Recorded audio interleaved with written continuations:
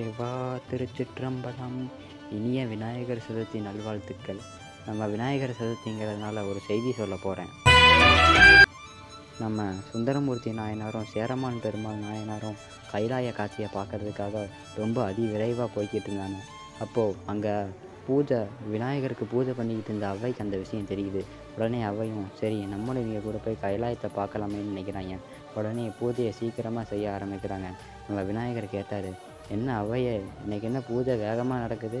இல்லை சேரமான் பெருமானும் சுந்தரமூர்த்தி நாயனாரும் இன்றைக்கி போய் கைலாய காட்சியை பார்க்க போகிறாங்க, நானும் அவங்க கூட போய் பார்க்கணும். விநாயகர் சொன்னார், நீ பூஜையை பொறுமையாக பண்ணு, உன்னை அங்கே கொண்டு போய் சேர்க்கறது என் பொறுப்புன்ட்டு. நம்ம அவ்வையும் பூஜையை பொறுமையாக பண்ணாங்க. இவங்க 2 பேர்த்துக்கு முன்னாடி தும்பிக்கையால் தூக்கி அவ்வையை முன்னாடி விட்டுட்டாரு. அதுதான் நம்ம விநாயகர்.